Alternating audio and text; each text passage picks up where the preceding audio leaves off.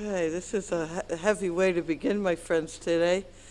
The learning should be a schus for Shira, for Shalom, and for Geula. This is what we need. We need Geula. Bekarav mamish. Yeah. Okay, again, this whole year, Louis Nishmat Rezel Bat Yosef Meir, Mordechai ben Moshe, Limur ben Avraham, and Daniel ben David. I hope you save this paper so that you work on not having to reprint it every week. You know, save the trees. Okay, my friends. As we mentioned before, we're going through July. August, I am taking off. I am going nowhere, but not doing a Parsha Shir is the greatest vacation around. Not that I don't enjoy it, but it takes everything from me. Let's take a look. Not a very sophisticated idea today, at the same time, a very fundamental idea, an idea we've spoken about before, and I think it's really the foundation of life. With that in mind, source one, we're in Parshat Balak, that's what they tell me. Bilam said to Balak, build for me here 7 altars and prepare for me 7 bulls and 7 rams. Balak did as Bilam had spoken, and Balak and Bilam brought a bull and a ram on each altar. Bilam said to Balak, stand by your burnt offering while I go. Perhaps Hashem will happen toward me and show me something I can tell you. He went alone. We know the story. This happened over and over again every time that he wanted to curse the Jews. In total, Balak offers 42 animals to God. I want to learn a Gemara in Sota together today. We're going to begin with the end of the Gemara, and then the second level is going to be the first level of the Gemara. The Gemara says, source 3, Amar Rav Yehuda Amar Rav. Rav Yehuda said in the name of Rav, a person should always engage in the study of Torah and the performance of mitzvot, even if not for their own sake, even for ulterior motives. Shemito shelo lishma, ba lishma. Very famous Gemara, because from learning Torah and performing mitzvot not for their own sake, he will eventually come to learn and do mitzvot for their own sake, for the pure motives. What's the proof text for this? For as reward for the 42 offerings that Balak, king of Moab, offered up to Hashem, he merited that Ruth came from him, and from her came Shlomo HaMelech, who offered up 1,000 burnt offerings, l'shem shamayim, for the sake of heaven. Does that Gemara make sense to you? Good. Why not?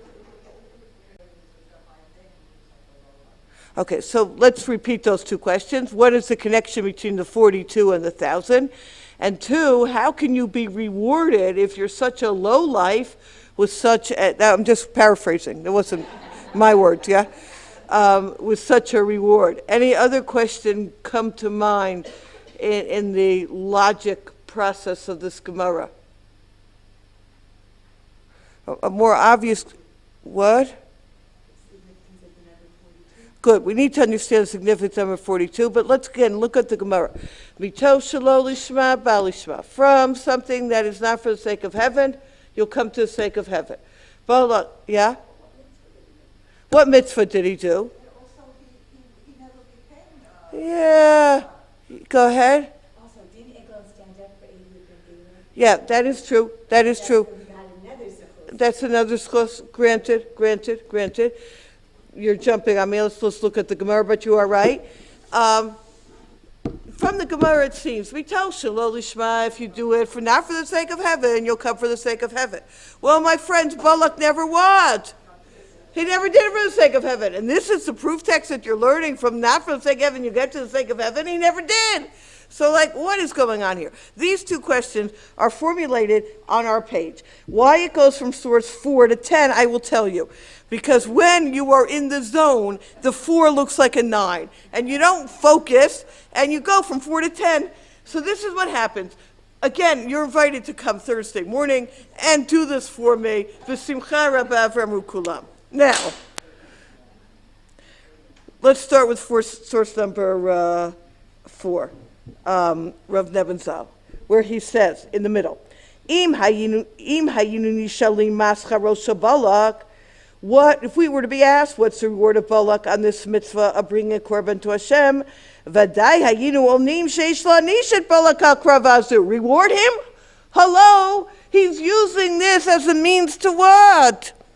To punish the Jews. Ubechumra yitera, he should get punished. You're using a korban to use it against God's people? Hello. But not only that, not only does he get rewarded, but he goes even further in source number 11, that Aval Re'u ad heichan, third line in 11, Kibel b'scharo, see to what extent he gets rewarded. She'atz ami mena Ruth comes from him. David HaMelech comes from him. Melech HaMashiach comes from him, so that he has a part in the ultimate rectification of the world. Hello. That does not seem to make what? Any sense. Like, what is going on here? He does something. Okay, so I would argue that maybe bringing a korban is a mitzvah. Perhaps I could argue that. But to get such a reward seems to be out of proportion, ludicrous, unfair. All these words are good words. The second question, that's question one. The second question, this is all level one, yeah? The second question is, Sarich Lavin, Hare lo hayta leBalak kavanah lagil lishma. Balak had no intention of reaching for the sake of heaven. Vim came ma'araya. So how can I use this as a proof? Just sheyasok adam shelo lishma. And we know Reb Chaim Voloshin says la'olam yasok adam b'TORAH shelo lishma. La'olam means only when you have a desire to reach lishma. So doing it not for the sake of heaven, right? He didn't do it for the sake of heaven. He did it for his own personal desire, i.e. that God should listen to Bilam. So he has no intention of being what? For the sake of heaven. So how do I learn from here that not for the sake of heaven, we reach the sake of heaven when he, for heaven's sake, did not want to reach the sake of heaven? Okay. Now that we all got the questions down, let's try to talk less about Balak. We'll get back to him, but more about us and our avodas Hashem, which is really crucial. Let's start with Strive for Truth, Rav Dessler, source number 13. We find that mitzvos are sometimes called life. We say in our davening, Ki heim chayenu. Back of the first page, top left. Ki heim chayenu v'arach yameinu. They are our life. In other sources, we find that mitzvos are called levushim, apparel. So what do we meant by these two terms? The truth is that there are two ways, or many ways, but two classic ways of performing mitzvahs. Asterisk, one can perform a mitzvah with an inwardness and heart, with feeling, with struggle against the Yetzer Hara, with self-sacrifice. This is called life, since it adds to the personality a point of holiness which was not there before. Living means supplying a need which the ego feels and struggles to fulfill, and this is what's been done in this case. Another way of doing mitzvahs is as a result of one's upbringing, as human commands learned by rote. We call this mitzvahs anashim mulumada. This is a type of mitzvah performance called apparel. Even if it's lacking in inwardness, it has considerable educational value. One can prevent a person from falling still lower. One who's surrounded by mitzvahs possesses a certain shield against the Yetzer Hara, even if they're done only outwardly and superficially. This is why they are called apparel. Clothing is a safeguard against the environment. This is a holiness that resides in the performance of mitzvahs, even for extraneous motives. Let's put this into English. When I do a mitzvah, and I'm actually in the mitzvah, I thought about it, right? They say that the mitzvah has to be the totality of ourselves. I thought about what I'm about to do. I actually articulate, I'm about to do this mitzvah. I then do this mitzvah. I have thought, speech, action. They're all me is there. That's life. That's the reflection of who I am. The other type of doing a mitzvah is the outward part of me, but not me. And that's why it's called levushim, apparel, clothing. Clothing is something I take on, something I take off, but not something that I identify necessarily as core me. Right? Which means that if someone wants the clothes, I'll very happily what? Well, maybe it depends on the clothes. But I'll give them the what? I'll give them the clothes. First I'll size them up, and then I'll I'll give them a close. Most of us do mitzvos in this outer way, where I'm not even aware that I'm doing it. It's something that's not core part of me. So this aspect of what we would call, in our language of the Gemara, lishma, for the sake of heaven, where I'm actually focused that I am doing a mitzvah, right, in honor of Hashem, Laman Shemo Ba'ava, right, for the sake of God, that aspect is usually missing in one's avodas Hashem. We all on the same page on that? That doesn't mean we never have it. It means that most of our time we're walking around like zombies and robots. Now, let's try to understand this idea a little bit deeper of what this shelo lishma psychologically is about and what the lishma aspect is about and how we can move from one to the other. I want to take a look. Let's move to source 16. Source 14 gives the example. In Zechariah's vision of Yoshua who sins, it's about removing the clothes. And that's, again, we see in Tanakh that this is a vision that is that's used. 16, Rabbi Kluger. A Jew who does a mitzvah shelo lishma, not for the exclusive purpose of carrying out Hashem's command, but for his personal gain, may have performed the act of a mitzvah, but he has not fulfilled its purpose.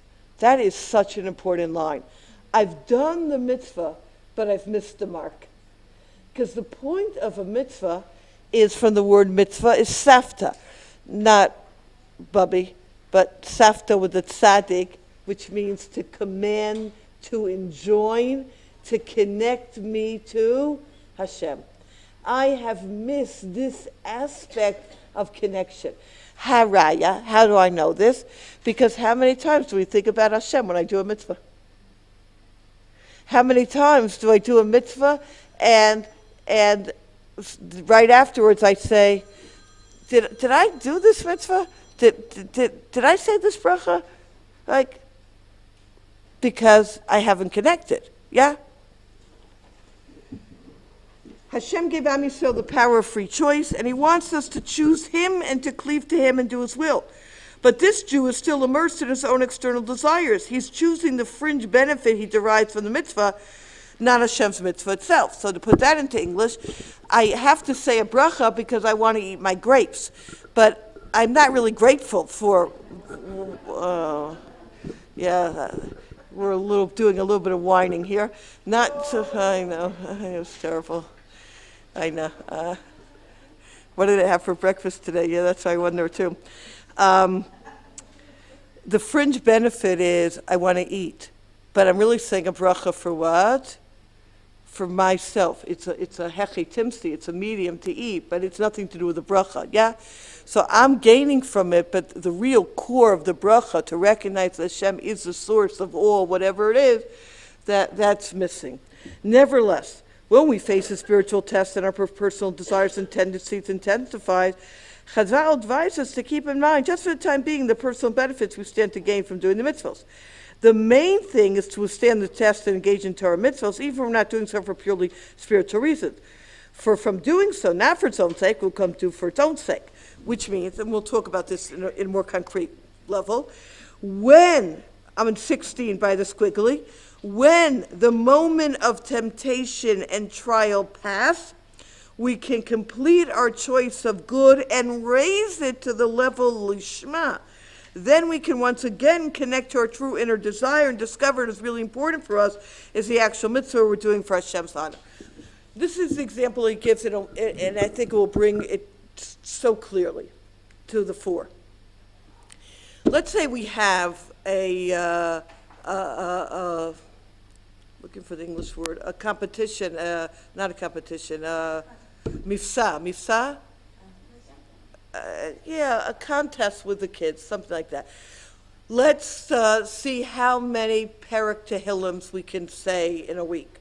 Let's see how many, how we can daven out loud. Let's say how many Mishnah Pirkei Avos we can learn by heart. Are you following me? You know, we do these things with kids. What word am I looking for? I don't know. Yeah, it's like a contest we do with kids.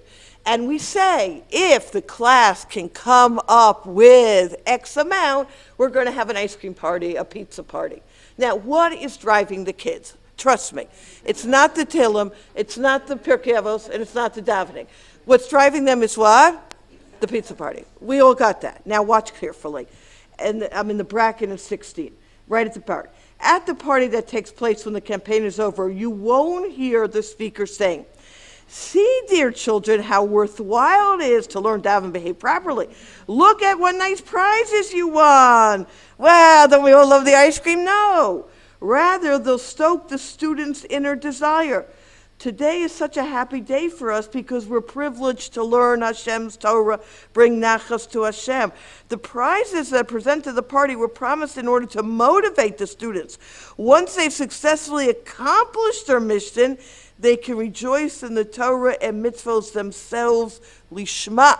Retroactively, they see that right from the very beginning, their happiness actually flowed more from the learning and davening than from the anticipation of the prizes and the external recognition that they receive, which is MS. That's how we have to show them.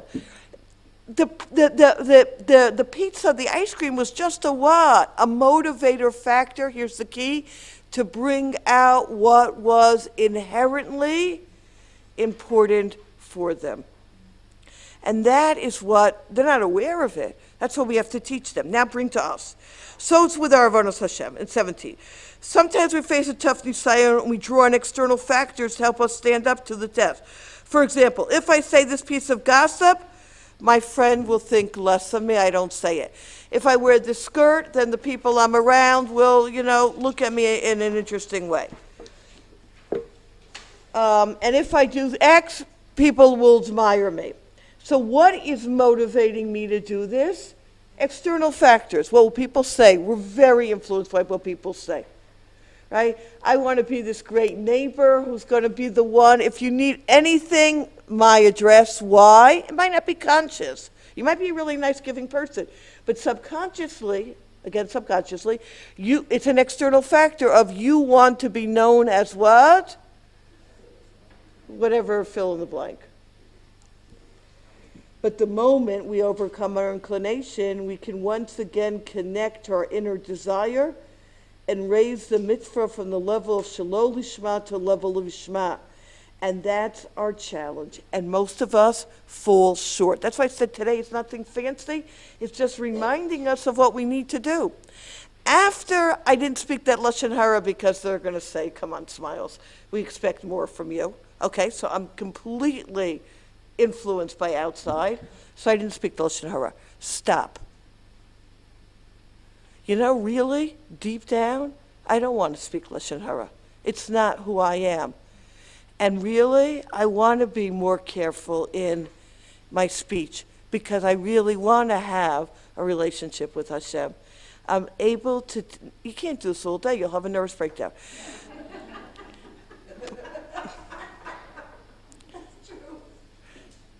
At the same time, there are moments in my day where I need to stop, think, and evaluate that really whatever I'm doing, I know I'm doing it out of road, it's levushim, but really, deep down, you know what? I mean, not so deep down. Hashem, I love you. And this is what I want to do, what? To connect with you. This imagery of this, we're around the corner to Yom Kippur in 18, is that there were two goats. There was the goat that was brought to Hashem, and then there was the goat, La'azazel, the Seir Mishtaleach, that was sent, over the cliff. Now, the Ari HaKadosh in the bracket in 18 explains that the Seir La'azazel was a gift, a concession to the realm of impurity. That is a lot of Torah on it. In our service of Hashem, it's sometimes necessary to placate our earthly materialistic side rather than confront it head on. At times we need to give our physical self the feeling that's benefiting from our avodas Hashem to persuade it that when we follow Hashem's ways, it too will bask in the feeling respect from others or satisfaction or comfort. All of these things. Sometimes that's the only way for us to get to do a mitzvah, is I have to tell that lower side of myself, you know what? Do this, you'll feel good. When really... But then what do we do with that Seir HaMishtaleach? We then what? We throw him off the cliff. because I can't hold on to that my whole life. Because if I hold on to it my whole life, then I'm really not serving God, I'm serving myself. Yes, ma'am. Is there such a thing as a midpoint between your control and Let's understand that really, and this is what we have to realize, that all of us have a chelik elokam ima, we're all godly. And really, because we are all godly, we really want to do what? What Hashem wants. That is really our core nature. And really, the challenge in our lives is to be able to strip away all of those outer layers and to live a life that's really reflecting core being. Now, I rarely do a squiggly at the beginning and end of a paragraph, so therefore we know, pay attention. I'm right above 19. Every Jew has a simple desire to do Hashem's will. We enjoy being good, not just for external reasons, such as that others will take notice of the light, but simply because we want to do Hashem's will. Hashem's greatest nachas is when we uncover this innermost will and acknowledge our desire to cleave to Him. That's like the beginning and end of what it's about. We have it in us. It's not something that has to be superimposed. That's why the Sforim, Rabbi Miller and Shabbat Shirim brings this down. How can you have the mitzvah of ahavta et Hashem Elokecha, to love God? How can God command me to love Him? Love is an emotion, right? You can't command me to love God. You can command me to serve God, because that's, action. But love is an emotion. And he says very clearly, the command isn't to love God. You already love Him. The command is to what? To take away the blockages that are blocking you from loving God. Because you're wired this way. Matzamina mino, you are godly. You love yourself. You love that there's a godly part of yourself that is so natural. We just block it. That's the love of God. So to do mitzvos for l'shem shamayim, for the sake of heaven, isn't as hard as we think. We just have to be able to access that part in us that enable us to connect. And that's why, if we would conclude this idea, the end goal, 20, for which Hashem created the world, was so that OUisrael, His chosen people, should come and choose Him. The uniqueness of Jewish people and their preciousness to Hashem is that we serve Him lishma simply because we want to do His will. Ki heim chayenu, because He is our life. And that's the pasuk. Uvacharta b'chayim. Choose life in order that you shall live. The bechira is to choose this type of relationship of service of God, which it's not as fancy as we think. It's about accessing, why am I doing this? Because Hashem commanded me to do this. Now, there's a beautiful idea in the Mesilas Yesharim. In chapter 16, this is the art scroll. If you ever want to learn Mesilas Yesharim on your own, the art scroll in this case is, in my humble opinion, is excellent. He speaks about in the footnote in 22 that even if you want to serve God and your intention is, I will get rewarded in the future, and there I will bask in the glory of God, that's also not for the sake of heaven. The sake of heaven is, why am I doing a mitzvah? The answer is, Hashem sends me. All right, we've spoken at length here over the years. I was just telling somebody this is our 11th year together. Wow. We've still survived, some of us. I mean, we've spoken about here at length about matzah. Matzah I love. Not the matzah I love the symbolism of matzah. We've spoken years about matzah. Bottom line is, you have the michlodem nusa, the bread of emunah, and it gives you emunah for the whole year, and all these wonderful things. Bottom line, the first bite of matzah, what do we have in mind? I am fulfilling the mitzvah Hashem told me, period. And that's the bottom line of every mitzvah I do. Why am I doing this? Hashem told me. Now, he brings here, now, yes, But the caveat is that, but Hashem told me because it's good for me. I mean, you know, yes. I mean, if And- really that if God commanded me, that means it's good for me. Nachon. It's not like it's not you know. Good. It is good for me. At the same time, very often I don't feel that goodness. When I have to wake up in the morning and I have to daven, you can tell me from here to tomorrow it's good for me, and I tell you it's a what? It's a schlep.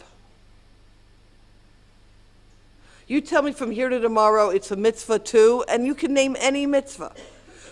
Wait 6 hours between milk and meat. I tell you, that ice cream is calling me. And I went from a yucky home of 3 hours to 6 hours. I am not a happy camper. You understand. Yeah, that's a real bummer. That really is a bummer, yeah. We're up to source 20. I hear you, but yeah, 23. Now we're up to 23. Reb Chaim Volozhin expands upon this concept as follows. A king ordered his servant to ascend from the ground up to the top of a high tower.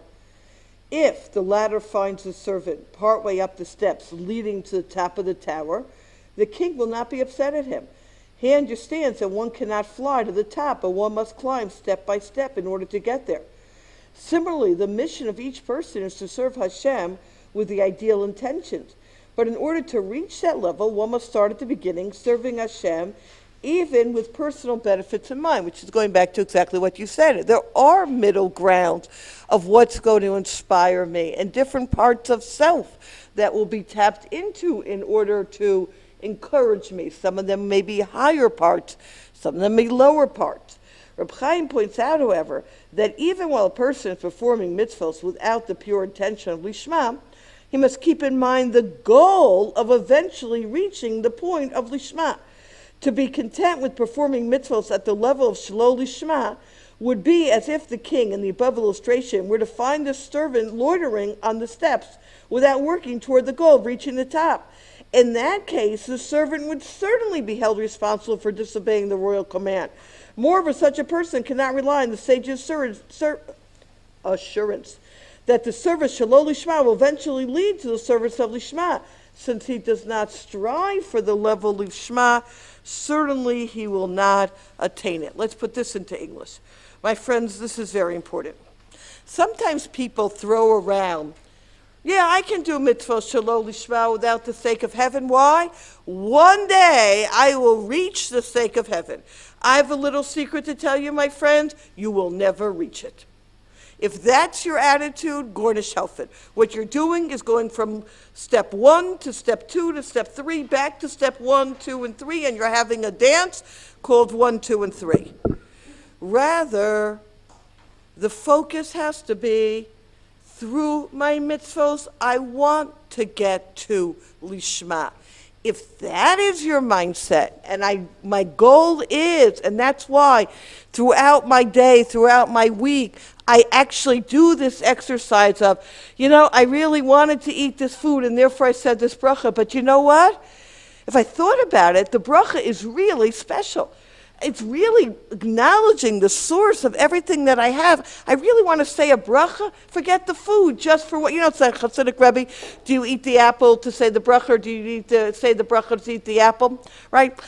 I really want to get to the point where it's just like, I'm taking this apple, not because I really want the apple, but because I feel so close to Hashem right now, and I just want to what? I want to make the bracha. That has to be in our purview, in our mindset. Now that we've established these two aspects, let's just review and then move forward. Idea number 1 is that we have the challenge of, do we do mitzvos externally, or do, like the levushim, the clothes, or do I do mitzvos that succor me, and I'm actually present and mindful in the mitzvos? 2, that the way to move from the outer to the inner is to actually be in that space of, after I finish doing a mitzvah, to be able to look back. I mean, halavai, you can do it beforehand, but at least afterwards to look back and say, whoa, really core me is wanting to do the will of Hashem, and it feels good, and I make it part of me that I try to work on this so that before I do a mitzvah, this is my mindset. Go. If you learn your figure of things and go straight to, I don't know. No, you can't. You have to. Start with- Yes, yes, yes. And that's what the Rambam says. The Rambam says, with kids, you give them treats, you give them nuts, you give them things that are going to motivate them. 100%, you need that, but you have to then what? You have to move on. And some of us can be 70 and still kids. Now, let's flip to the next page. We're going to be skipping a little bit here. Let's go back to Rav Nebenzahl. I want eventually everything. Right now I'm working step by step. I'm working on in some areas. Let's go back to our Gemara. Okay, let's go back to our Gemara and try to answer our first question. Balak is getting rewarded here? I mean, please. 27. 27? 27, 27. 27? Yep, good. Ach zohi hametzios Rav Nebenzahl. This is the reality.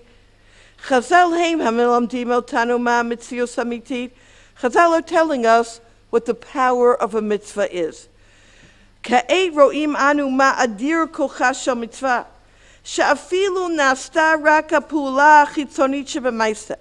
What we have to understand is, let's not lose hope. The mitzvah itself carries with it atomic power. Shafilu, even though it was done in the most external type of way, and in this case, by Balak, it was done really against the will of God, so to speak, nevertheless, he has a part in Melech HaMashiach. Let's hold on a little bit, 28. We see from here three ideas. I want to just focus on the first two. One, be involved with mitzvahs. Two, to try le'arbev b'chol mitzvah shosim l'fachol chelkik echad shel siyah lishma. Try to have some aspect, try to like sneak in some aspect of the sake of heaven. Let's explain.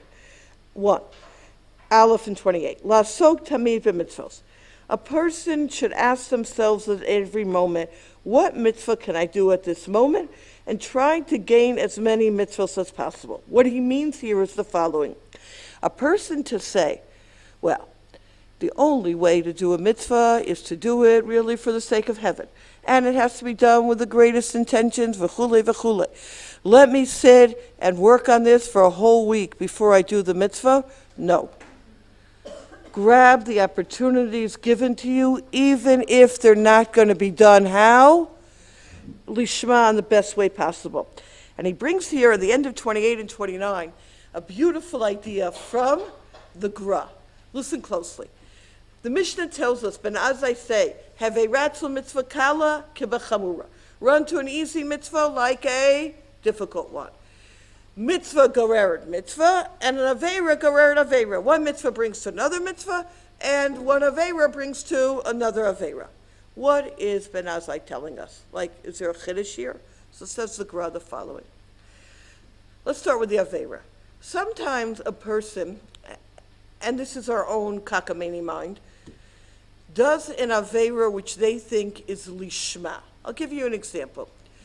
Your child has a teacher who you feel should be working as a shoe salesman with different type of soles.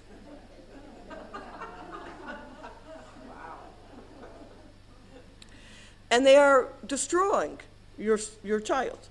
So you go to the principal and you mamish start what you call a machloket l'shem shamayim to rid this teacher. Have you heard of such a story ever? Yes. Okay. That you call, I'm not saying you're right, I'm not making comments, I'm just giving an example, an aveira lishma. Now what happens as a result? It's a slippery slope. Because then you start speaking against the teacher. Then you start speaking against the principal. Then you start speaking against the school. And then one aveira, which started out lishma, you really meant well, has now led you to what? a cadre of averos that are nowhere near what? Lishma. Now the flip side. Run to an easy mitzvah as a difficult one. You may start off with a mitzvah with no intentions of lishma, but that mitzvah will then lead you to what? Another mitzvah, which will lead you to another mitzvah, and who knows, maybe the third or fourth mitzvah down the road on that train will now be done lishma. We don't know. Grab the opportunities that come your way, even if it begins not for the sake of heaven, because you don't know the domino effect, what will happen later on. Now let me go a little bit further here. In source number 31, he then brings the famous, we say it in Kaparos, we're really around Yom Kippur time today, I don't know where my head is. Pasuk in Eov. Im yesh alav malach melitz echad mini alaf, lagid ladam yoshro v'yacharnehu v'yomar p'daehu meredet shachat matzati kofer. We talk about, from the Pasuk in Eov, that a person may have 999 accusatory angels. And one angel stands up there and says, no, let me tell you something good they did. That one angel could potentially have the effect of warding off terrible things. That's how we normally understand that pasuk. Rav Nebenzahl brings a different pshat, and that is, let's say there are 999.99, whatever, negative. But in one of the negative angels, which has 999 parts against this person. Are you figuring out the percentage here? Like everything is going against this person. But 1% of that negative angel will say something positive about what this person did. In all that negative lashon hara, they then, I don't know, that in itself will have potentially the ability to save a person. Which means, and this is the key, that we live in a world of very much black and white. Either I do a mitzvah or I do an aveira. Stop. Within the mitzvah and within the aveira, there's so many shades and so many intentions that are going on. And that is our challenge. Right here, let's hone into it. That's where we need to step in. 999 parts of us are not lishma. I'm doing this because I want to eat the chocolate cake. I'm doing this because of popular opinion. Whatever it is. Try to get a chalkik, a little percentage, a small voice that says, and God told me to do this. To bring that element of kasher tziva habore. And that's what he brings down in 32. He says, Le'arbev kavanat lishma b'chol ma'aseh shanu osim, ein kavanatenu l'tzios mitzvos chadashos. It's not about, in the asterisks in 32, doing new mitzvos, which is very nice. Ela l'shaper ramat ha'masim shanu kvar osim midei yom b'yomo. Rather, it's about improving the mitzvos that I'm already doing. So, for example, your a friend or a spouse asks you, can you give me a cup of coffee? So, without thinking, I make a cup of coffee. Stop.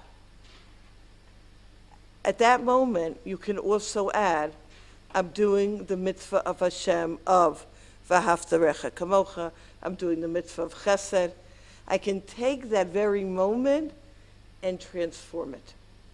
So you're right, all of me is into making that coffee and the milk and the sugar, but there's a little part of me, same thing, he says. Someone asked me, what time is it? So I look at my watch and I'm going to say, it's 10 o'clock. Stop. This is a moment of chesed. This is a moment of v'ahavtarecha kamocha. And this is our challenge. How do we infuse? And you see, Balak, who had 1% of 1%, really, I know God is in charge, so therefore I'm bringing a korban because I know he ultimately is the one who's going to put the words in Bilam's mouth. He has that element of doing it what? lishma, he is meriting to be part of Melech HaMashiach, al achas kama v'kama, where we're at. This brings me to the book I have mentioned many, many times, which the person who gave it to me from this Shira is not here today, but we thank her, Rivki Berger. There are many mitzvahs we can do throughout our day which we tend to overlook and forget simply because we not think about them. For example, I'm in 34 in the asterisk. Did anyone know where I went to?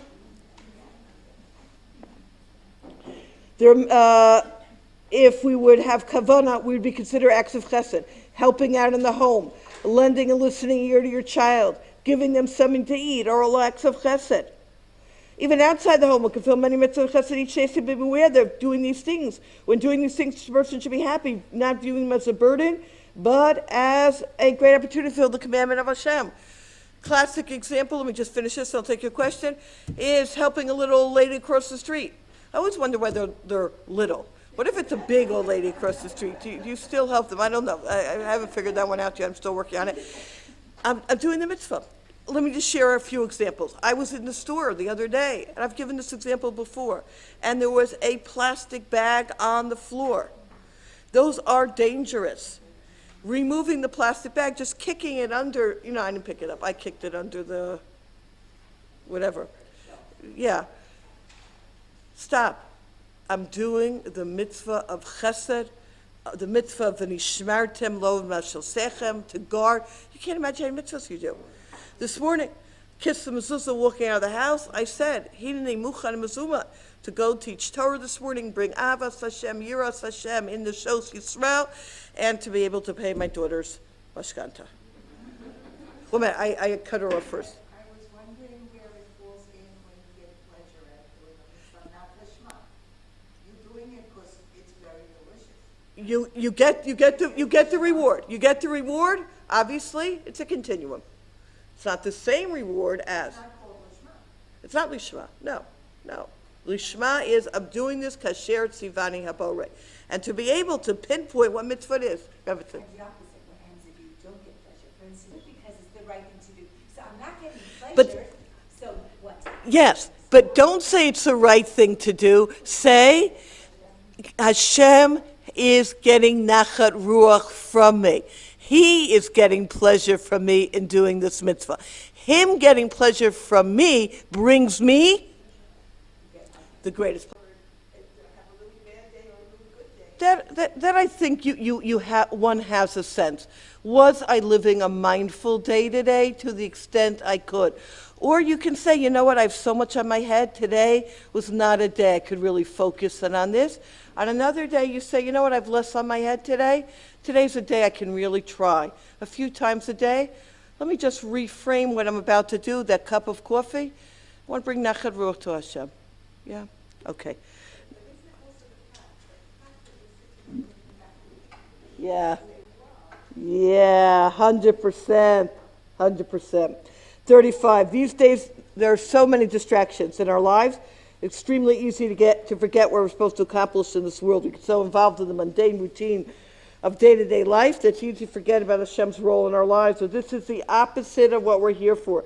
Hashem is supposed to be the focal point of our lives. It should be the norm to bring Hashem into everything we do and every conversation we have, not just remember Him when we walk into shul.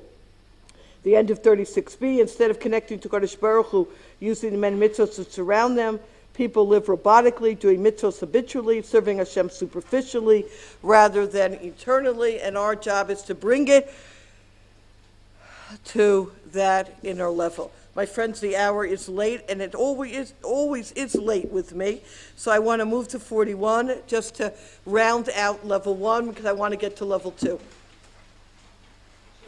I'm listening. I just want to say, I had a friend, and then she said it after a while became automatic. Good.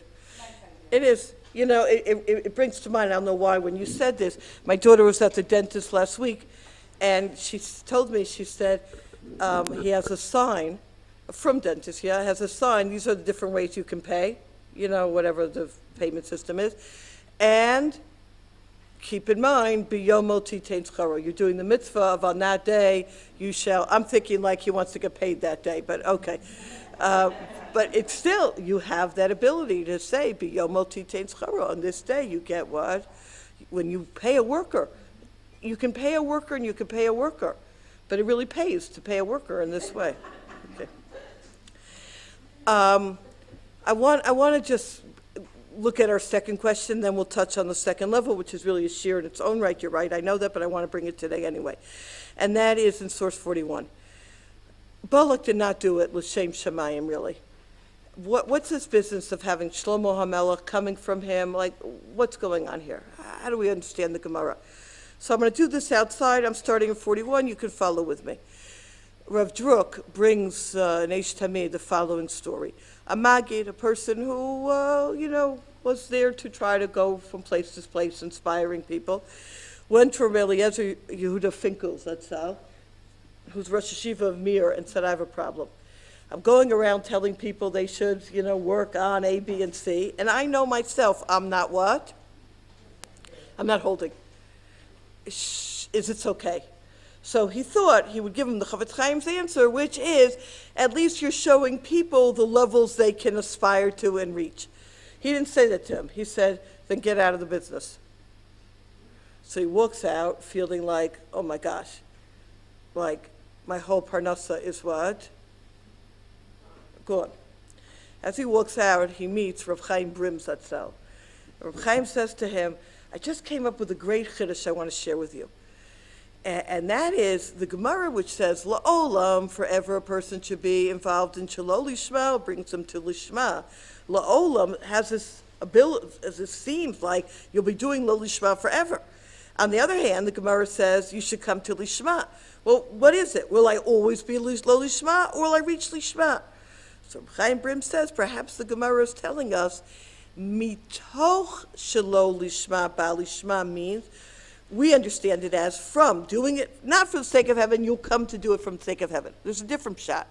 Mito, from you, others will see what you're doing and saying, and they will come to Lishma. Mito, from you, watching you, hearing you, people will be inspired. Which this Maggid said, this was sent from heaven telling me that what?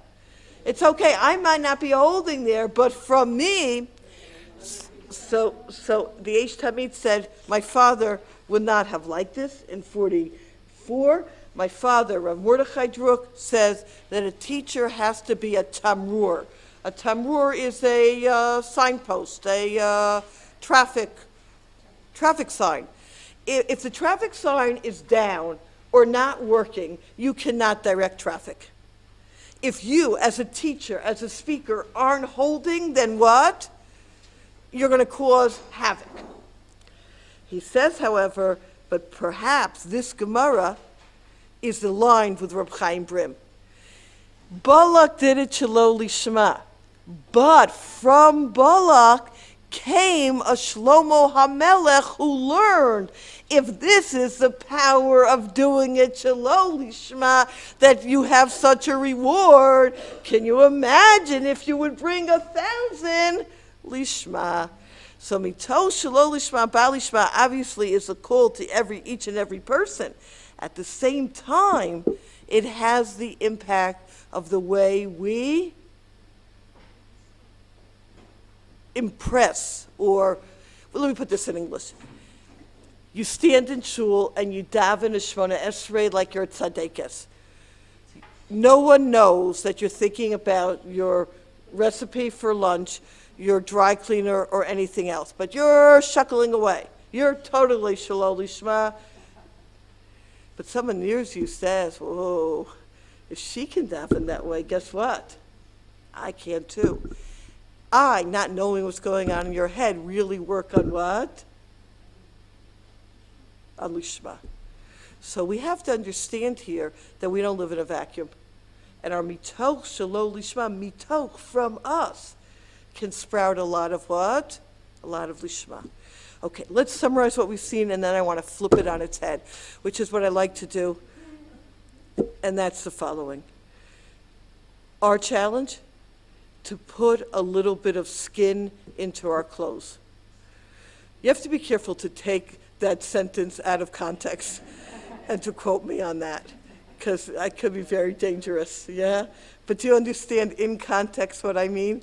To be able to bring life into the things that we do. One, retroactively examine what I've done.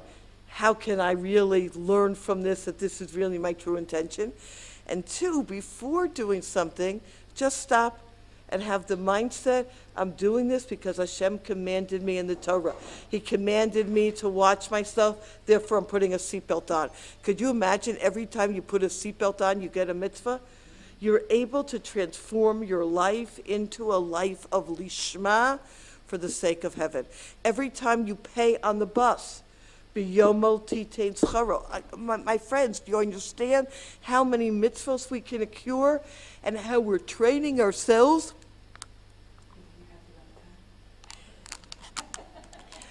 How we're training ourselves to be aligned with what Hashem wants, and it's not just about going on automatic pilot for me.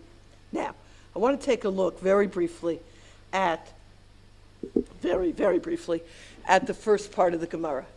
The Gemara says in 46a, because of the 42 korbanos that Balak offered, we have a later story, and the story is found in source 45. It may be familiar to you, that after Eliyahu Hanavi goes up to heaven, Elisha wanders from city to city. Second chapter of Malachim Beis, and in one city of Beit El, 42 youngsters come out and mock him. Go up, bald head, go up, bald head. Elisha turns around, curses them, and bears come out of a forest. That's where the expression comes, lo dubim velo yar. There was no forest and no bears that came out of nowhere and gobbled up the kids. These 42 who died on the curse of Elisha is echoing the 42 korbanos of Balak and the curse of Bilam. Now, obviously, as source 46c points out, if the curse was standing in abeyance, waiting to fall on someone, these na'arim, these people were empty of all mitzvot and all other things, and therefore it fell on them. What is the deeper aspect? And leave the 42 out and what they were all about and why then. I don't have time for it. But what I do want to focus in on is something very powerful, and that is, Reb Nebenzahl brings this down in 47, in the very same act which was a tremendous reward, in this very same act comes a negative effect of harming these children, which means that positivity brings reward, and the negative parts of what you do also have a consequence. Let me put this in a different way. In 49, you have the story of Yeravam, Asher Herim Yad B'Melech.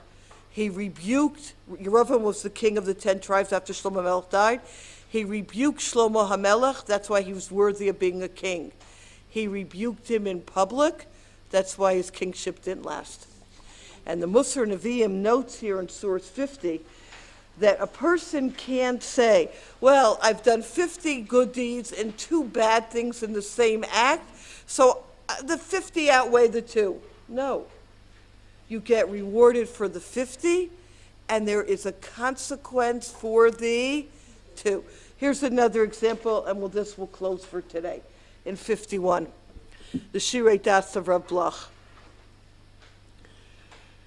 Leah Imenu goes out to greet Yaakov Avinu when she acquired the mandrakes.